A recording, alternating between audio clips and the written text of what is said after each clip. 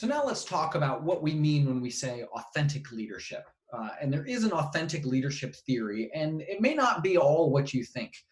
Many people, when they hear the term authentic leadership, find it very appealing because it means that, oh, I can just be myself. I'm just being true to me. I'm being authentic. Well, if you're a jerk, being authentic to yourself doesn't necessarily make you a better leader. It just makes you an authentic jerk. So no one cares, and that's not going to make you a great leader. Authentic leadership is about something that's a little bit deeper. And so when you use this term, when you think about what it means to be authentic as a leader, think a little more deeply about it. So authentic leadership theory suggests this. It's an approach to leadership that emphasizes building the leader's legitimacy through relationships with followers that are honest, value follower input, and build on an ethical foundation. And so here we have a couple of things that come in here. One is this recognition that leadership is about the relationship between leaders and followers, and that building those relationships and being authentic in the eyes of the followers is part of how we build ourselves in terms of legitimacy and in terms of effective leadership. But those who come up with the idea of authentic leadership really broke it down into 4 core behaviors that are a part of this. And so I want to dive into those a little more deeply so we get a good understanding of what it means to be an authentic leader. First is this idea of self-awareness. Authentic leaders know who they are. That's part of being true to yourself, is you have to know who you are. You have to be willing to reflect, to re-examine yourself, to understand your own strengths, weaknesses, and values. This is what we mean by self-awareness. And authentic leaders should be self-aware. They should also have what we call relational transparency. Now, the wording here is a little odd, so let's talk about what that means. Relational, that means between you and another person, the leader and the follower, that relationship. Transparency, being open, being an open book to followers. So relational transparency is about the leader having conversations with their followers, having discussions about values, having discussions about decisions. When the leader makes a decision that the follower disagrees with, explaining why that is. This, again, goes back to Simon Sinek's start with the why. This is what relational transparency is about. When we have relational transparency, followers begin to see the consistency in your actions. Sometimes if we're being very flexible, it can come across as being bipolar, right? So we're trying to follow, or something similar, right? We're bouncing back and forth, where we're trying to follow up the demands and affordances of the situation. Sometimes that can feel like inconsistency. The place where we build inconsistency is by helping followers to understand the why we're doing those things. And then we're consistent in the why, even when our behaviors are flexible to the situation. Another part of this is balanced processing. And what does this mean? This means that when you make a decision, when a leader makes a decision, they're being balanced and taking a balanced point of view in processing information and coming to a decision. This means, really, in practical terms, taking the opinions of others and the viewpoints of others into account.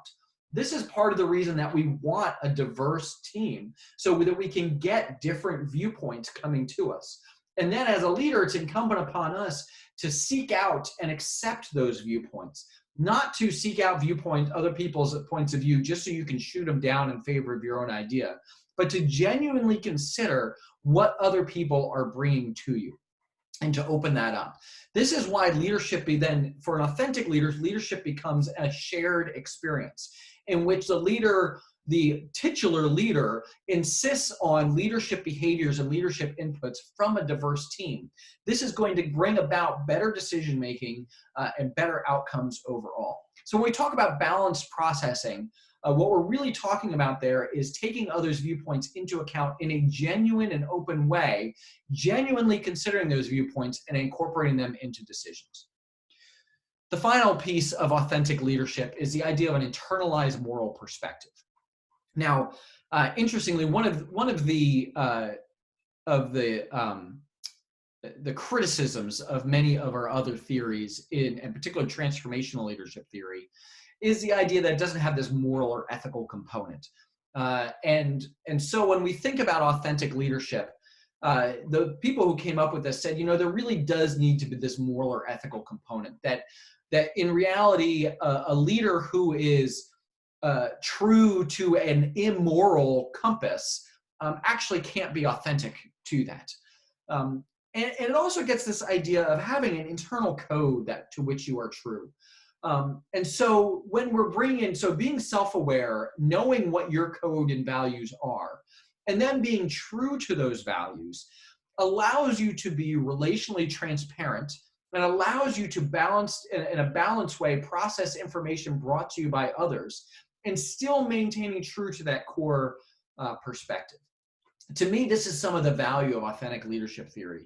And this is really varsity level leadership stuff. The idea that you can be flexible, that you can observe and diagnose and then respond to the demands and the affordances of followers and the situation while still being true to a core ideology and a core understanding, moral understanding of what it means to do the right thing and to be a person of character. So if I was going to sum up authentic leadership, I'd really bring it down to two things. And that is the idea of being vulnerable as a leader, being open to questioning, being willing to put your ideas out there and to open them to questioning and to open yourself to other people's ideas. Being vulnerable as a leader is not a weakness. It comes from a place of strength. And to be an authentic leader means to be willing to be vulnerable, to listen genuinely to other people's ideas, and to incorporate them into your own in an authentic way. And it also means being flexible, but with an underlying authenticity to that internalized code, that internalized moral perspective of knowing who you are and what your values are and how they align with the organization, and then being true to those even as we are flexible to the needs of the situation. So there has been a little bit of research on authentic leadership, and I want to share at least a little bit of that with you. I do want to mention one caveat. Interestingly, some of the people who have studied authentic leadership, it turns out they got some of their data wrong. And there are actually many articles in Leadership Quarterly and in other top-line journals that ended up getting retracted about authentic leadership.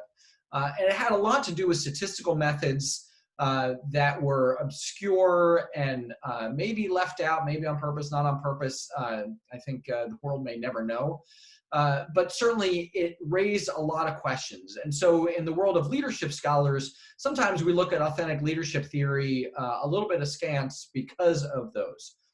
That said, other people have stepped up and done some additional research on authentic leadership and shown that there actually is some there. And so I want to share that here with you a little bit.